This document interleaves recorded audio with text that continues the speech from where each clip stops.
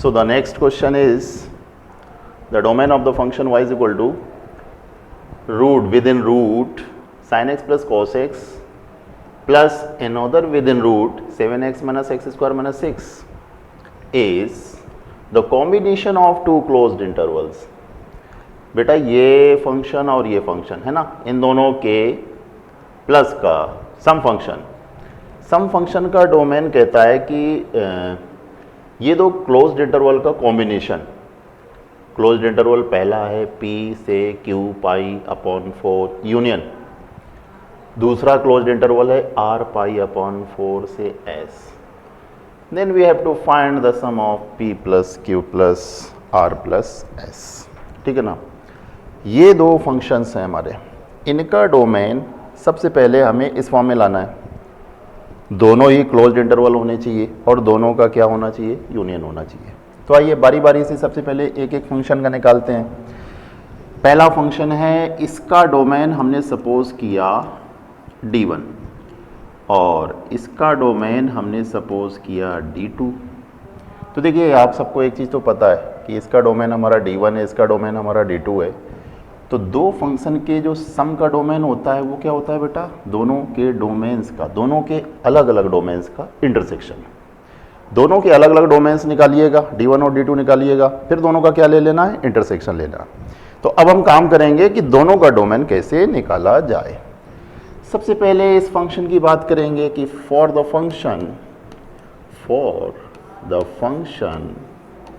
sin x plus of cos x।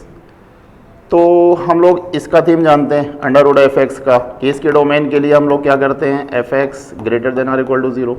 तो इसके domain के लिए हमें क्या करना होगा, इसके डोमेन के लिए हमारे पास आ जाएगा sin x plus cos X greater than or equal to 0। अब ट्रिग्नोमेट्री यूज़ करना है, रूट 2 से मल्टीप्लाई, रूट 2 से डिवीज़न। चलिए रूट 2 से हमने मल्टीप्लाई किया, रूट 2 से डिवीज़न किया, तो ये हो जाएगा sin x into 1 by root 2 plus cos x into 1 by root 2 greater than or equal to 0। इसको उधर भेजिए और ये क्या बन गया, sin a प्लस b, क्योंकि 1 बाई रूट 2 कितना होता है, 1 बाई रूट 2 की वैल्यू होती है sin 45 एंड cos 45। तो ये बन गया sin a cos b plus cos a sin b। इसको हम लिख सकते हैं cos पाई बाई 4। तो इसको कमांड में हम क्या लिख सकते हैं, इसको कमांड में हम लिख सकते हैं sin of x plus pi by 4 greater than or equal to 0। बेटा इसमें से x की वैल्यू फाइंड आउट करना, ठीक है ना। x की वैल्यू अगर फाइंड आउट करना है तो हम जाएंगे किसके पास, हम जाएंगे sin x के पास, sin x के ग्राफ के पास। This is 0, this is pi, this is 2 pi, और आगे तक अगर इसको बढ़ाएंगे इस तरह से तो ये क्या हो जाएगा आपका 3 पाई। और कहता है सबसे पहले आप इसका निकाल लो sin x greater than or equal to 0 का। तो ये इनइक्वालिटी है जो x एक्सिस के ऊपर है, वो सारी x की वैल्यूज का सेट जो x एक्सिस के ऊपर है या x एक्सिस को कट करे, है ना। तो कहता है ना sin x की वैल्यू कैसी होनी चाहिए, नेगेटिव नहीं होनी चाहिए। नेगेटिव हमारी यहाँ से स्टार्ट होती है, नेगेटिव नहीं होनी चाहिए, 0 चलेगा और पॉजिटिव चलेगा। तो हमें क्या हिस्सा लेना है, एक तो ये हिस्सा लेना है, दूसरा हमें ये वाला हिस्सा लेना है, ठीक है ना। आगे भी ले सकते हैं बट वो डिसाइड करेंगे हम कि जब इसका डोमेन निकालेंगे, चूंकि हमें इन दोनों का डोमेन्स का इंटरसेक्शन भी लेना है। तो यहाँ से जो x की वैल्यू आई greater than or equal to 0 के लिए, है ना, वो x की वैल्यू आएगी कि x belongs to closed interval 0 से पाई यूनियन, और दूसरा आया इंटरवल के फॉर्म में कितना, 2 पाई से 3 पाई। लेने को हम आगे भी ले सकते हैं लेकिन शायद उसकी नीड नहीं पड़ेगी, बिकॉज ऑफ इसके इंटरसेक्शन के लिए हमें हमारा काम इतने से चल जाएगा। अच्छा ये x के लिए हमें इसके लिए निकालना है, तो x के प्लेस पर क्या रख देंगे, x plus pi by 4 belongs to 0 to pi union 2 pi से 3 पाई। चलो जी फटाफट d1 निकाल लेते हैं, x की वैल्यू निकाल लेते हैं। इस पाई बाई 4 को अंदर ट्रांसपोज कर देते हैं, तो यहाँ से x की वैल्यू आ जाएगी, ये यहाँ गया माइनस पाई बाई 4 से, पाई माइनस पाई बाई 4 कितना हुआ बेटा, 3 पाई by 4 union 2 pi minus pi by 4, 4 दूनी 8, 7 पाई बाई 4, ये कितना हो गया 7 पाई बाई 4 और 3 पाई माइनस 5 11, 11 पाई बाई 4। चलिए ये तो आ गया हमारा क्या D1। जो पहला function within the root था उसका डोमेन हमने निकाल लिया, थोड़ा सा कॉम्प्लिकेटेड है बट ये नॉर्मल है। अब आते हैं दूसरे पर D2 के लिए कि for the function root of 7x minus X square minus 6, ठीक है ना। अभी बताया था कि कभी भी इस टाइप का फंक्शन हो तो इसके डोमेन के लिए ये फंक्शन हमारा किसके लिए डिफाइंड होता है, ये फंक्शन हमारा डिफाइंड होता है when ever f(x) greater than और इक्वल टू 0। तो ये फंक्शन हमारा किसके लिए डिफाइंड हो जाएगा 7x minus X square minus 6 greater than और इक्वल टू 0। माइनस को हटा दो तो ये हो जाएगा एक्स स्क्वायर माइनस का 7x और प्लस का 6 ग्रेटर देन और इक्वल टू 0। फैक्टराइजेशन कर लो इसके अगर हम फैक्टराइजेशन करेंगे 7 लाना है, 6 और 1 का बन जाएगा कि x square minus x minus का 6x, ठीक है ना, माइनस का 7x हो गया प्लस का 6 ग्रेटर देन और इक्वल टू 0। क्या बनेगा इसमें, एक तो बनेगा x माइनस 1 और दूसरा बनेगा x माइनस 6 ग्रेटर देन और इक्वल टू 0। इसका सोल्यूशन अगर हम निकालेंगे, अच्छा ये ग्रेटर देन और इक्वल टू 0, एक छोटी सी मिस्टेक हुई है। जब हमने यहाँ से माइनस को इधर भेजा था, है ना, ये एक्स स्क्वायर को पॉजिटिव किया था तो इसका साइन चेंज होना चाहिए था। तो लिटरली ये तो ग्रेटर देन और इक्वल टू 0 है, लेकिन यहाँ से क्या होना चाहिए लेस देन और इक्वल टू 0, यहाँ से क्या होना चाहिए लेस देन और इक्वल टू 0, यहाँ से क्या होना चाहिए लेस देन और इक्वल टू 0। तो इसका सोल्यूशन क्या आएगा, लेस देन और इक्वल टू 0 के केस में इसका सोल्यूशन आएगा closed 1 2 6 and this is our D2। Second function का डोमेन D2। फर्स्ट फंक्शन का डोमेन ये था जिसको मैंने कहा फर्स्ट, और सेकेंड फंक्शन का डोमेन ये है जिसको मैंने कहा सेकेंड। अब जो रिजल्टेंट डोमेन है इन दोनों के फंक्शन के सम का डोमेन कैसे निकालते हैं, दोनों के अलग अलग डोमेन का इंटरसेक्शन। तो बेटा अब हमें फर्स्ट और सेकेंड का क्या लेना है, इंटरसेक्शन। ये हमारा D1 है, ये हमारा D2 है, इसका हमें क्या लेना है, इंटरसेक्शन। नेगेटिव का तो काम ही खत्म हो गया। ये है आपका 3π/4, वहाँ से 1 शो कर रहा है तो 3π/4 की वैल्यू अगर मैं देखना चाहूँ 3π/4 है ना, लिटरली π/2 कितना होता है 1.57, तो 2 से अगर डिवाइड कर देंगे तो π/4 लगभग हमारा कितना आ जाएगा 0.8 के करीब। तो ये 3π/4 करीब करीब हो गया आपका 2.4 के करीब, है ना। ये बड़ा है किससे, 1 से। तो अगर मैं दोनों का इंटरसेक्शन लूँगा तो सबसे पहले तो यहाँ पर 1 मिला और दूसरा हमें क्या मिला 3π/4। अच्छा यूनियन, अभी ये भी है, इसका इंटरसेक्शन हमें उसके साथ लेना है। तो 7π/4 कितना हो जाएगा, इसमें से अगर मैं 7π/4 निकालूं तो करीब करीब ये हो जाएगा 5.6। 5.6 हमारा 6 से छोटा है, तो पहला जो बाउंड्री पॉइंट बनेगा वो क्या बनेगा 7π/4 से कहाँ तक, 6 तक। और बेटा इसकी कंपैरिजन डायरेक्ट हमें इससे करना है, क्योंकि कहता है क्वेश्चन में इन दोनों का डोमेन ये है, तो इसकी कंपैरिजन हमें इससे करना है। इससे आपको P, Q, R, S चारों की वैल्यू मिल जाएगी। चारों की वैल्यू आने के बाद इनका सम निकालना। तो आइए देख लेते हैं। इससे इसकी कंपैरिजन की मैंने।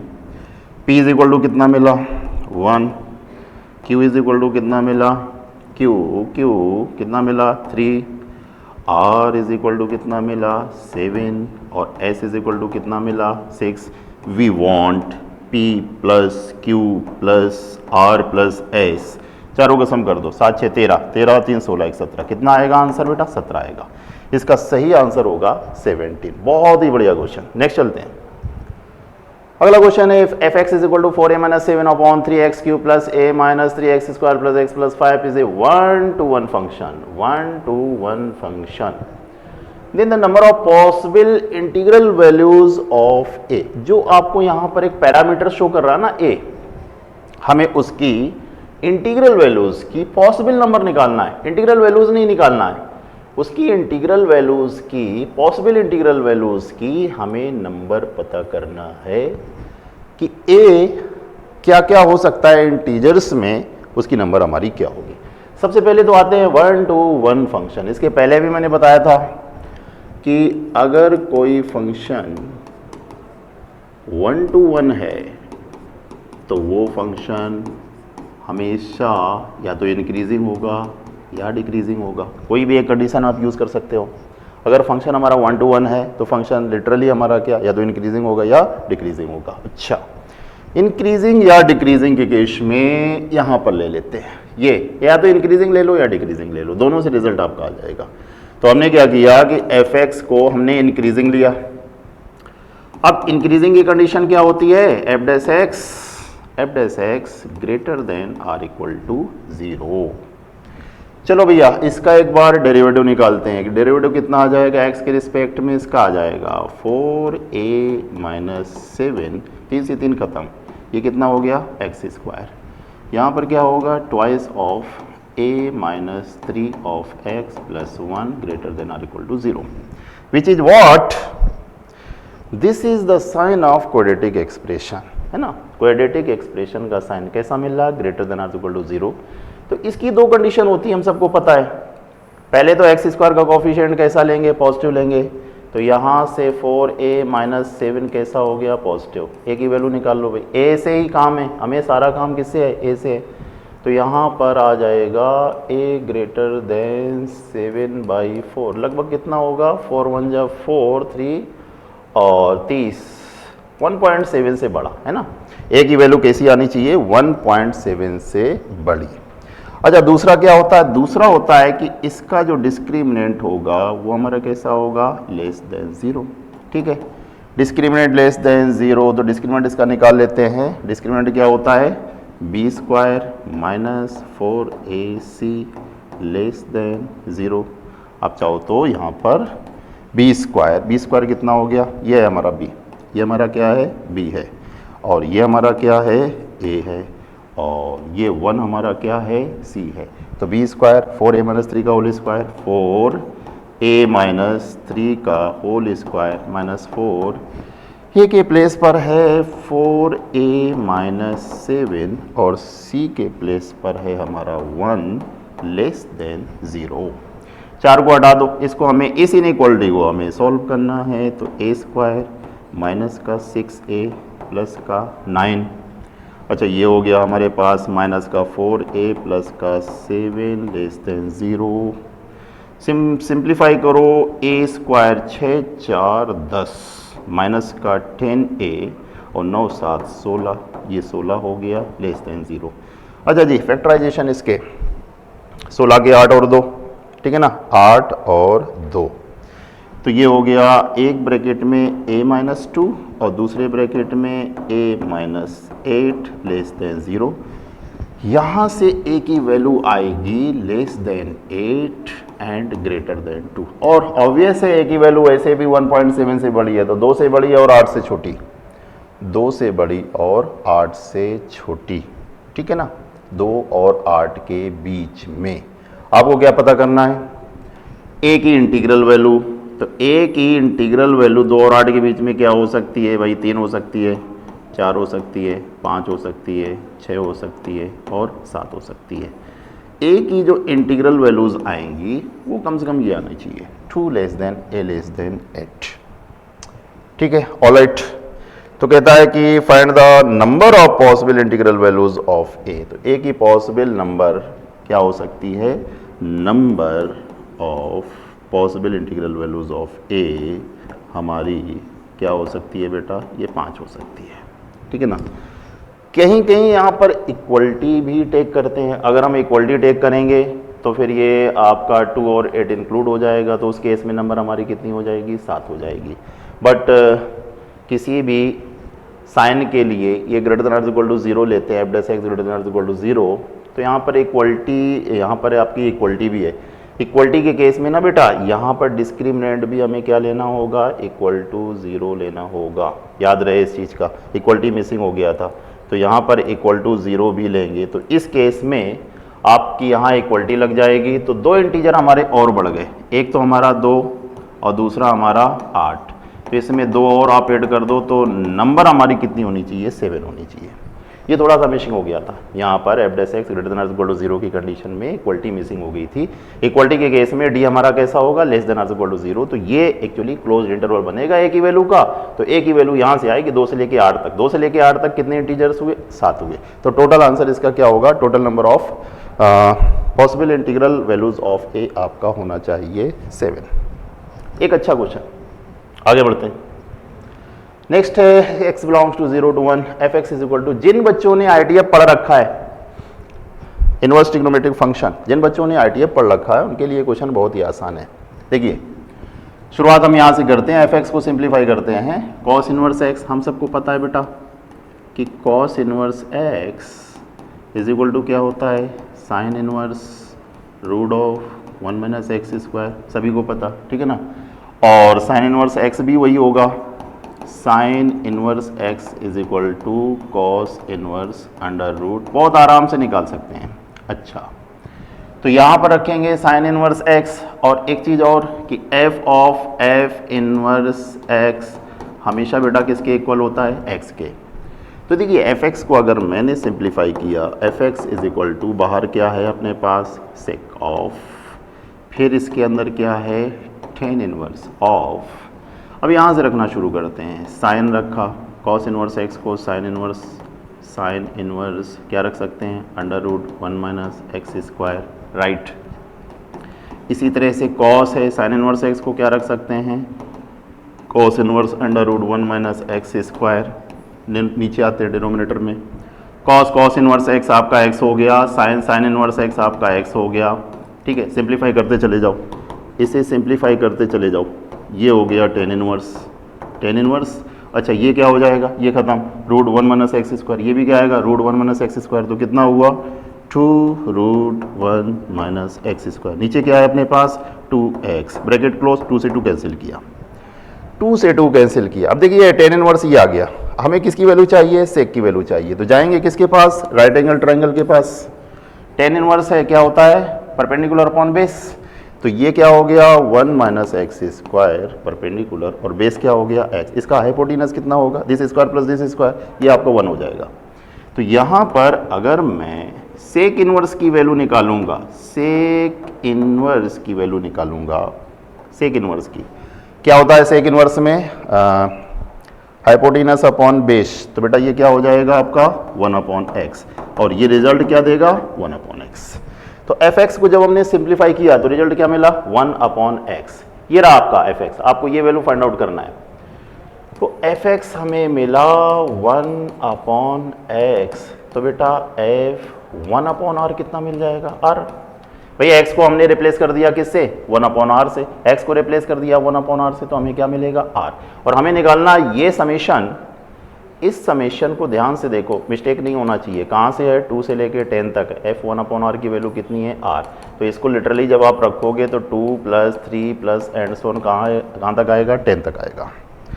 अब देखिए ये सीरीज का सम हमें फाइंड आउट करना है, तो हम इसका सारा ले सकते हैं, किसका 1 plus 2 plus 3 plus and so on of n is equal to कितना होता है n/2 n+1, सभी को याद होगा, लेकिन ऊपर वाली में एक टर्म हमारा मिसिंग है, कौन सा 1 हमारा मिसिंग है, तो इस 1 को आप एडजॉइन करके माइनस कर दो, ठीक है ना।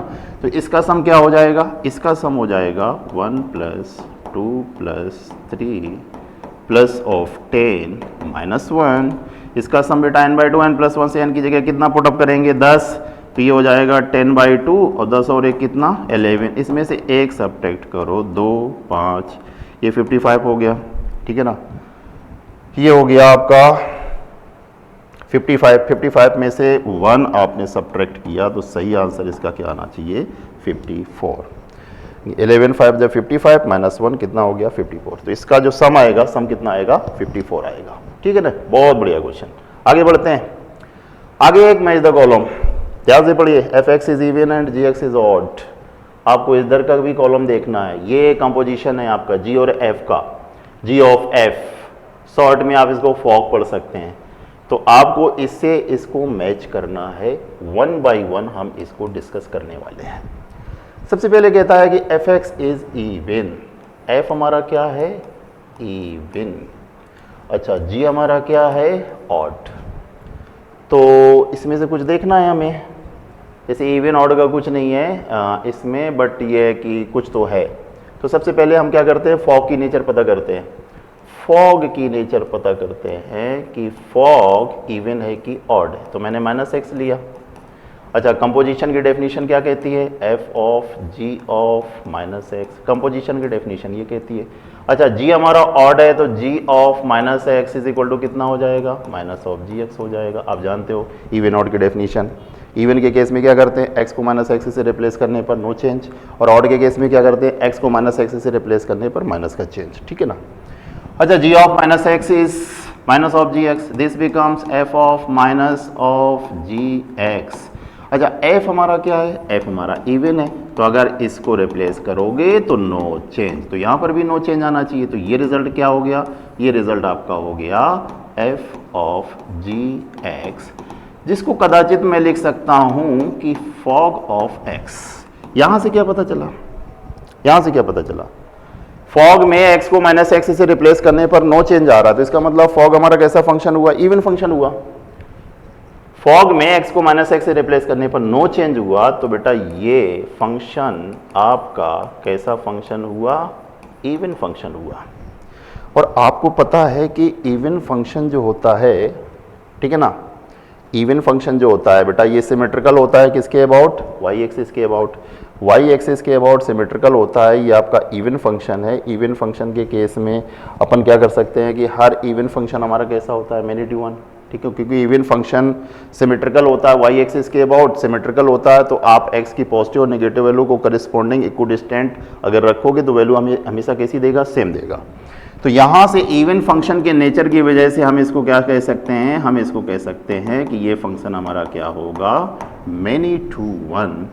मेनी टू वन का मतलब ए आएगा किसके साथ? मेनी टू वन क्यू के साथ, ठीक है। ये हो गया आपका लॉजिकल सॉल्यूशन। अब आते हैं आगे, if G X is periodic, G X is periodic, B में कहता है जी एक्स हमारा पीरियोडिक हो, तो फॉग की नेचर पता करना है। फॉग की नेचर पता करना है, चलो ले लेते हैं T plus X by the definition of composition F of ji of T plus X. अच्छा, जी हमारा पीरियोडिक फंक्शन है, गिवन है बी में जी पीरियोडिक फंक्शन है, तो जी टी प्लस एक्स किसके इक्वल हो जाएगा बेटा? जी एक्स के, पीरियोडिसिटी की वजह से। तो ये क्या आ गया आपका? ये आ गया एफ ऑफ जी एक्स, जिसको मैं लिख सकता हूँ इस तरह से। जब इसकी पीरियोडिसिटी हमने चेक की तो ये आ गया कि F of G T plus X is equal to F of ji of X. It means function हमारा बेटा कैसा होगा? पीरियोडिक होगा, क्योंकि पीरियोडिसिटी की कंडीशन को सेटिस्फाई कर रहा है, तो ये कैसा होगा? पीरियोडिक होगा। और कहते हैं कि हर पीरियोडिक फंक्शन जो होता है वो मैग्नीट्यूड 1 होता है। आप साइन एक्स का एग्जाम्पल ले लो, साइन एक्स कैसा होता है? साइन एक्स का एग्जांपल ले लो, ये पीरियोडिक हो गया। पीरियोडिक की वजह से हमारा एक ऑप्शन आ गया, देखिए देन फॉग इज पीरियोडिक, तो बी वाला हमारा किसको? आर को टेंड करेगा। बी हमारा आर को तो शो किया एज वेल, और भी नेचर हमें पता करना है इसमें, आर को तो टेंड किया। पीरियोडिक फंक्शन है, पीरियोडिक फंक्शन हमेशा कैसा होता है? पीरियोडिक फंक्शन आपका हमेशा कैसा होता है? मेनी टू वन, याद रहे। क्योंकि अगर मैं एग्जाम्पल के तौर पर आपको ये बताऊं कि F X is equal to क्या है हमारे पास? साइन एक्स, जो कि कैसा होता है? पीरियोडिक होता है ना, पीरियोडिक होता है। अब देखिए साइन के केस में पीरियड इसका क्या होता है? 2 पाई, तो आप 2 पाई प्लस एक्स की वैल्यू निकालो, या साइन के केस में 4 पाई प्लस एक्स की वैल्यू निकालो, ये सारे के सारे क्या आएंगे? साइन एक्स आएंगे। तो ये कंडीशन हमारी किसकी हो गई? मेनी टू वन की। अलग अलग पॉइंट पर अगर फंक्शनल वैल्यू सेम है तो फंक्शन हमारा कैसा होता? Many to one. तो ये फंक्शन पीरियोडिक है, इस वजह से ये मेरिट 1 भी होगा। तो बी हमारा आर को भी शो करेगा और क्यू को भी शो करेगा, ठीक है। आगे बढ़ते हैं। सी में कहता है F X and G X are bijective. Bijective means 1 to 1 and on 2, ठीक है ना बेटा। एफ एक्स और जी एक्स हमारे कैसे हैं? बाइजेक्टिव हैं। तो कहता है कि F of G is bijective. देख लेते हैं भाई सी को करके। हमें नेचर पता करना है फॉग की, ठीक है ना, और फॉग में केवल इंजेक्टिव की बात कह रहा है। इंजेक्टिव का मतलब होता है केवल 1 to 1, केवल 1 to 1। तो फॉग की नेचर पता करना है कि फॉग हमारा N2 होगा या इंजेक्टिव होगा। इस केस में सी वाले केस में, सी वाला केस क्या है? गिवन है एफ और जी दोनों हमारे कैसे हैं? 1 to 1 एंड ऑन 2। सो 1 की condition x1 is equal to F of G x2, भाई ऐसे ही पता करते हैं 1 to 1 का नेचर या मैनी टू 1 का नेचर पता करना है तो fx1 is equal to fx2 take करके x1 x2 देखते हैं। अगर x1 x2 इक्वल होते हैं तो मैनी 1 to 1 होता है, और अगर x1 x2 डिफरेंट होते हैं तो मैनी टू 1 होता है। सभी को पता है इसकी कंडीशन, एनसीईआरटी लेवल की चीज है। अच्छा, bye the definition of composition f of g of x1 f of g of x2। अच्छा जी, ठीक है। अब बेटा देखो, ये तो हमारा कंपोजिशन की डेफिनेशन हो गया। gx1 और gx2, f और g हमारे कैसे हैं? f और g हमारे है ले f हमारा कैसा है? f हमारा है 1 to 1, यहाँ पर दिया है ना। f और g हमारे कैसे हैं? 1 to 1। तो f something is equal to f of something, तो something is equal to something, है ना। ये f की ये यहाँ पर देख लो, f हमारा 1 to 1 है तो fx1 is equal to fx2 अगर इक्वल है तो x1 is equal to something को हम इक्वल कर सकते हैं। तो यहाँ से gx1 is equal to gx2, और g भी हमारा 1 to 1 है तो यहाँ से x1 is equal to x2। अच्छा, इसको मैंने लिया था, है ना, इसको this of x1 is equal to this of x2, और आगे आ गया x1 is equal to x2। इसका मतलब ये फॉग कैसा हो गया? 1 to 1 हो गया। ये 1 to 1 की कंडीशन को सेटिस्फाई कर रहा है। तो फॉग इज 1 to 1। एक ऑप्शन तो आ गया सी का एक ऑप्शन तो आ गया कि ये जो फॉग होगा वो हमारा कैसा होगा? Injective, it means S. अच्छा, ये ऑन टू है, एफ और जी हमारे कैसे हैं? ऑन टू है। तो इसका जो फॉग का नेचर है ना इनटू वाला, ये सर्टेन नहीं होता है, इसलिए मैं इसके साथ नहीं जाऊंगा।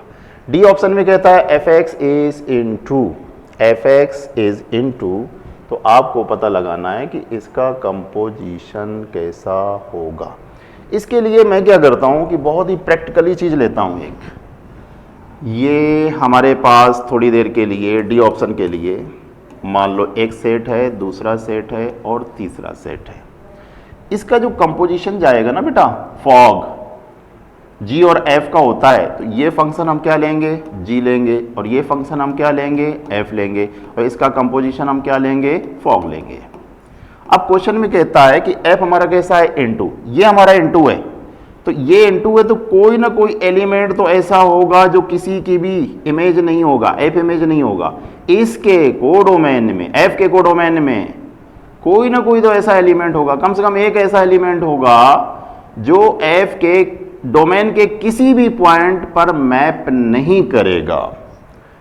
यही डेफिनेशन होती है हमारी इनटू की। अगर फंक्शन हमारा इनटू है तो उसके कोडोमेन में कोई ना कोई फ्री एलिमेंट आपको जरूर मिलता है जो डोमेन के किसी भी पॉइंट से मैप नहीं करेगा। तो चलिए, f हमारा इनटू था, हमें फ्री एलिमेंट मिल गया इसमें। अब ये देखिए g ऑफ f, तो ये हमारा यहां से यहां तक होता है, तो ये बेटा फ्री एलिमेंट इसके लिए भी मिल रहा है, तो इसका मतलब ये फंक्शन भी हमारा कैसा होगा? इनटू होगा। तो इट मींस डी जो है, डी हमारा किसको टेंड करेगा? डी हमारा टी को टेंड करेगा। हल्का फुल्का कंपोजिशन का डायग्राम बनाते ही ये बात क्लियर हो जाती है कि ये एफ हमारा इनटू है, हमें इसमें मिला है इसके कोडोमेन में फ्री एलिमेंट, और ये हमारा कोडोमेन किसका बनेगा? इसका भी बनेगा। ये डोमेन होता है, ये कोडोमेन होता है, तो इसके लिए भी हमें फ्री एलिमेंट मिल गया क्योंकि ये चीज चेंज नहीं होती है। तो ये फॉग भी हमारा कैसा हो गया? फॉग भी हमारा इनटू हो गया। तो बेटा ये डिस्कशन था हमारा रिलेशन और फंक्शन के फर्स्ट डीपीपी का। आई होप आपको बहुत ही अच्छा लगा होगा। बहुत अच्छे अच्छे क्वेश्चन हम लोगों ने डिस्कस किए हैं, तो आप इसे एंजॉय करिए, अब बढ़िया से इसकी प्रैक्टिस करिए। मिलते हैं अगली डीपीपी रिलेशन और फंक्शन की सेकंड डीपीपी में नेक्स्ट डे। तब तक के लिए थैंक यू वेरी मच।